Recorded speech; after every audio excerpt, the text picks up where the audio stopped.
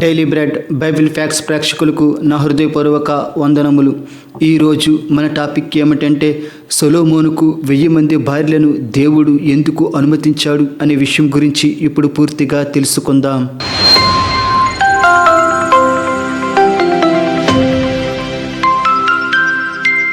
ప్రపంచ మహాజ్ఞాని అయిన మరియు ఇజ్రాయేళ్లకు 3వ రాజు అయిన మరియు దావీదు కుమారుడైన సొలొమోను 1000 మంది భార్యలను కలిగి ఉన్నాడు.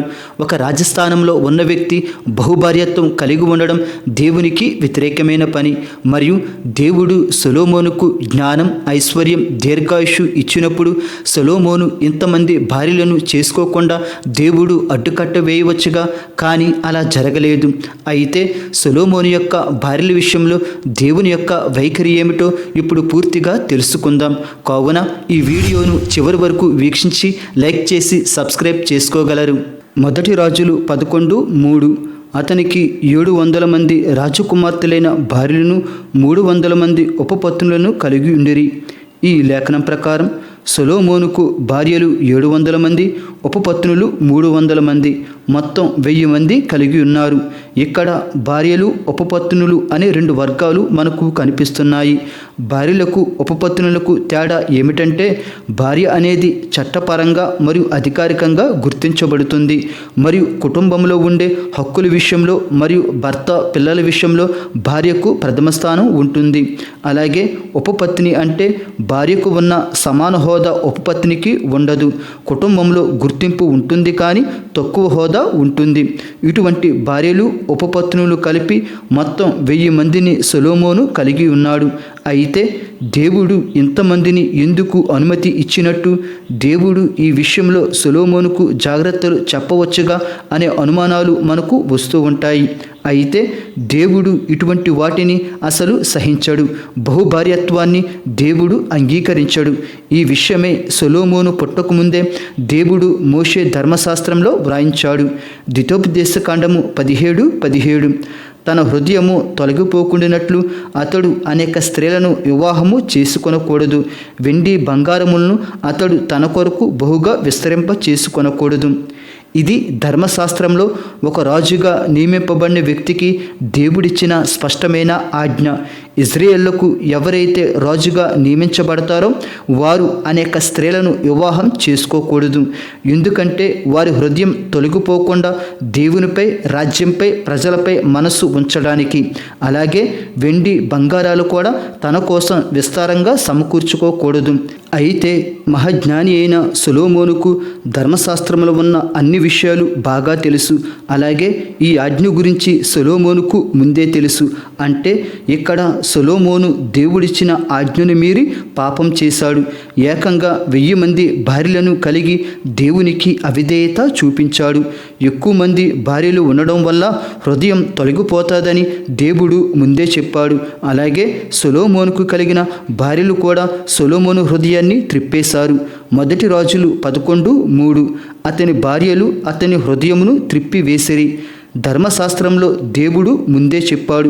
ఆ విధంగానే సొలొమోను బహుభార్యత్వం కలిగి ఉండడం వల్ల వారు సొలొమోను హృదయాన్ని త్రిప్పేశారు. వారి మాటలు విని దేవునికి దూరం అయ్యి అన్యదేవతలకు దగ్గరయ్యి వారికి బలిపీఠాలు కట్టించాడు. ఈ లేఖనాల ప్రకారం అష్టరోతు దేవతను, మిల్కోము దేవతను, కెమోషు దేవతను, మోలెకు దేవతను సొలొమోను పూజించాడు. ఇది దేవుని దృష్టిలో అత్యంత హేయమైన, హీనమైన, నీచమైన, దుర్మార్గమైన, నిషిద్ధమైన పని.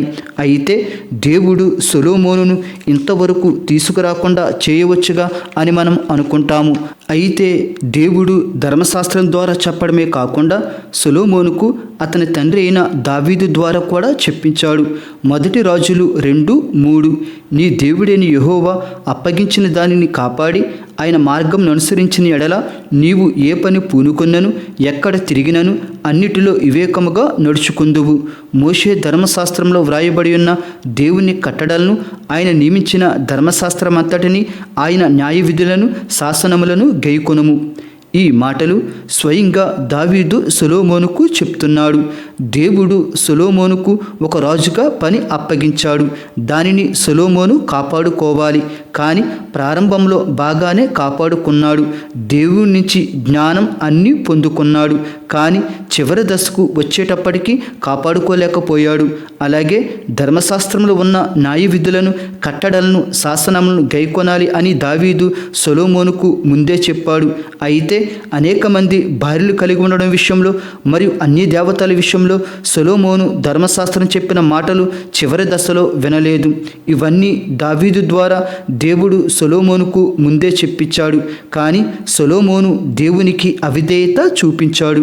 అయితే సొలొమోను భార్యల విషయంలో మరియు అన్య దేవతల విషయంలో పాపం చేసిన తర్వాత కూడా దేవుడు సొలొమోనును మార్చాలని 2 సార్లు ప్రయత్నం చేశాడు. కానీ సొలొమోను మారలేదు.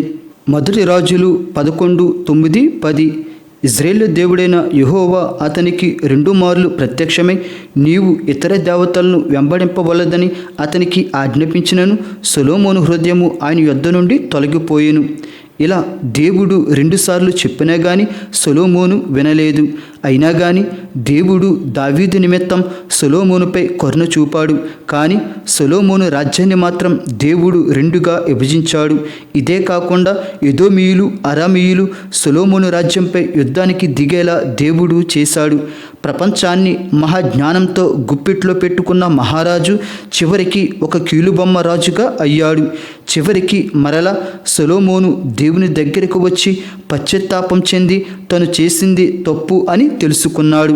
ప్రసంగి 2:8 నా కొరకు నేను వెండి బంగారములను, రాజులు సంపాదించు సంపదను, ఆయా దేశంలో దొరుకు సంపత్తును కూర్చుకుంటుని.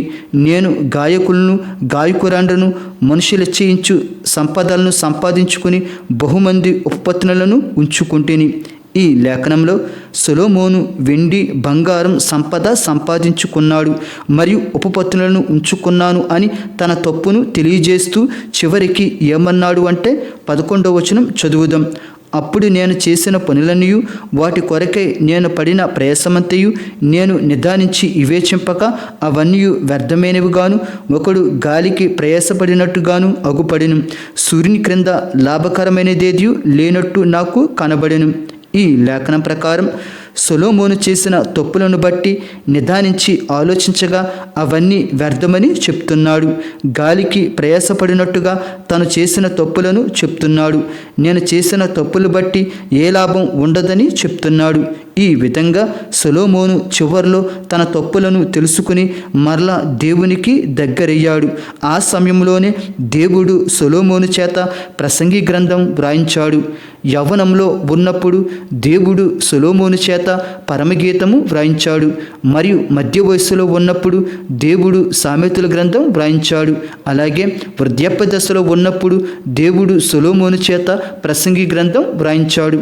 అయితే సొలొమోనుకు భార్యల విషయంలో మరియు అన్య దేవతల విషయంలో దేవుడు అనుమతి ఇవ్వకుంటే బాగుండును కదా అని మనం అనుకుంటాము.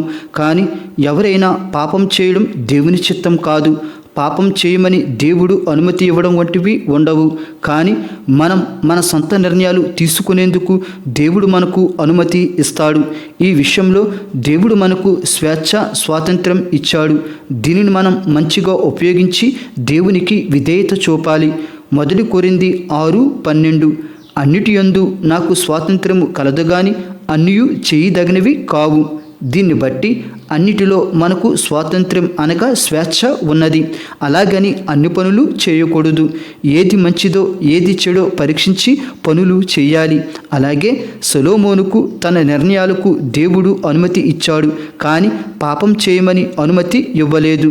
గలతీయులు 5:13 సహోదరులారా మీరు స్వతంత్రులుగా ఉండుటకు పిలువబడితిరి. ఈ లేఖనం ప్రకారం మనం స్వతంత్రులం. అంటే దేవుడు మనకు ఏమి చెయ్యాలో ఏమి చేయకూడదో ఆలోచించుకునే హక్కులు దేవుడు మనకు కల్పించాడు. మన ఆలోచనలో దేవుడు తొంగి చూడడు. మనం ఏం చేసినా దేవుడు అడ్డు పెట్టడు. ఎందుకంటే దేవుడు మనలను స్వతంత్రులుగా చేశాడు. కానీ మనం చేసే ప్రతి పని పాపమా కాదా అనేది తెలుసుకుని మనం జాగ్రత్తగా దేవుని మార్గంలో నడవాలి. కావున దేవుడు మన నిర్ణయాలకు అనుమతి ఇస్తాడు కానీ పాపాలకు అనుమతి ఇవ్వడు. అలాగే సొలొమోను యొక్క నిర్ణయాలకు దేవుడు అనుమతి ఇచ్చాడు కానీ తను చేసే పాపాలకు అనుమతి ఇవ్వలేదు. దేవుడు మిమ్ములను మీ కుటుంబములను దీవించునుగాక. ఆమేన్.